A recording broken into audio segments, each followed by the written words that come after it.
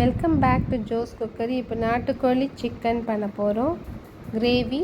அதுக்கு வந்து தேவையான மசாலா பண்ணுறதுக்கு நான் எடுத்து வச்சுருக்கேன். எல்லாம் ஒரு 5-6 காஞ்ச மிளகாய், 2 பட்டை, சீரகம், சோம்பு, தனியா, இதெல்லாம் நம்ம வந்து வறுத்து எடுத்துக்கணும். இந்த வறுத்து எடுத்து நாட்டுக்கோழியில் நம்ம இந்த மசாலா போட்டால் ரொம்ப டேஸ்ட்டாக இருக்கும். இப்போ ஒரு வானொலியை வச்சுக்கோங்க. இதில் வந்து எண்ணெய் எதுவும் ஊற்ற தேவையில்லை, அது நான்ஸ்டிக்கில். அதனால் நம்ம வந்து அப்படியே போட்டுடலாம். போட்டு நல்லா நம்ம வதக்கிப்போம், வறுத்து எடுத்துக்கணும்.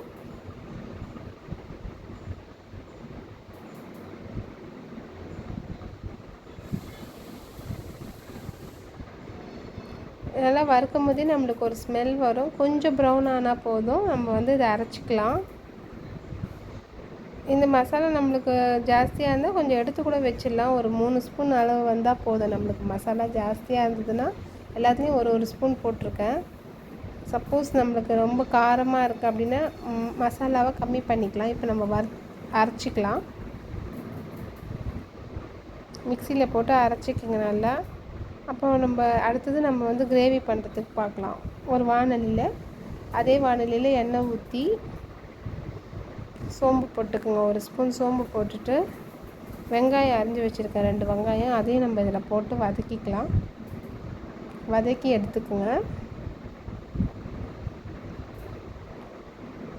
பொன்னிறமானவொன்னே வெங்காயத்தை போட்டுடலாம். போட்டுட்டு கூட இஞ்சி பூண்டு பேஸ்ட் போடணும். கருவேப்பிலை கொஞ்சம் போட்டுக்கோங்க.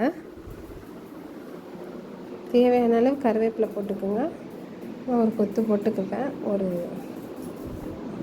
நல்லா வதங்கி பொன்னிறமாக ஆகட்டும்.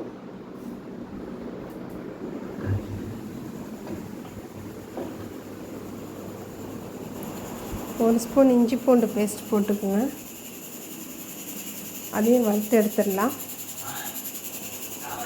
இது ஒன்றும் இல்லை, சூப் நான் பண்ணிகிட்ருக்கேன். அதுக்காக நான் அதில் மிளகு போடுறேன்.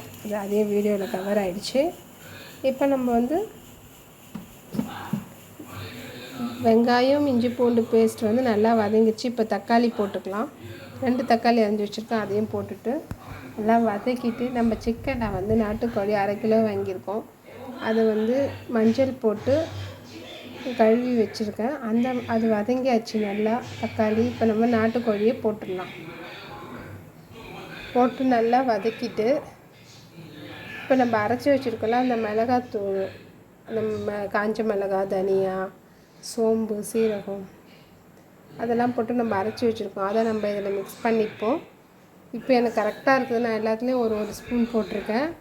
அதனால் எல்லாத்தையுமே நான் வந்து வேறு மசாலா நம்ம யூஸ் பண்ணாதால இந்த மசாலா ஃபுல்லாத்தையுமே நம்ம அதில் கொட்டி எடுத்துடலாம். ஒரு பங்கு கூட வந்திருக்கு. எல்லாத்தையுமே நான் போட்டுடுறேன்.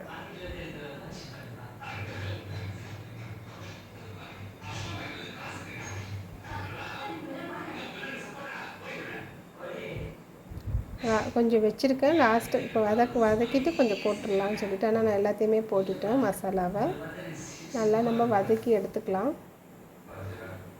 அந்த எண்ணெயிலே நம்ம முதல்ல அந்த நாட்டுக்கோழியை வறுப்போம். அப்புறமா நம்ம தேவையான அளவு தண்ணி ஊற்றிக்கலாம்.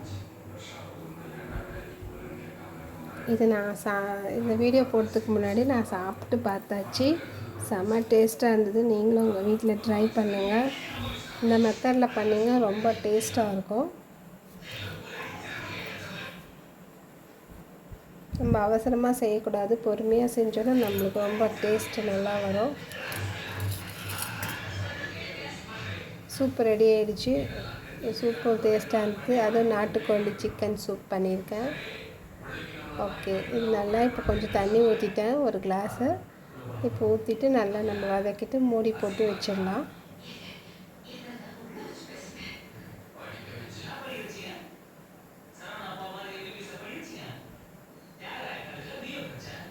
அதில் மிளகுத்தூள் 1 ஸ்பூன் போட்டுக்கோங்க.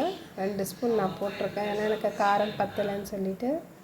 உங்களுக்கும் காரம் தேவைன்னா 2 ஸ்பூன் மிளகுத்தூள் போட்டுக்கோங்க 1/2 கிலோ சிக்கனுக்கு. இப்போ நம்ம மூடி போட்டுடலாம். நல்லா வதக்கிட்டு அந்த எண்ணெயிலே மிளகையும் நல்லா நம்ம வந்து நல்லா பரட்டி விடணும். பரட்டி விட்டுட்டு மூடி போட்டால் நம்மளுடைய நாட்டுக்கோழி சிக்கன் கிரேவி ரெடி ஆகிடுச்சு. செம்ம டேஸ்ட்டாக இருக்குது. உங்களுக்கு தேவைன்னா லெமன் புழிஞ்சு வச்சுக்கோங்க. தேங்க்யூ ஃபார் வாட்சிங் திஸ் வீடியோ.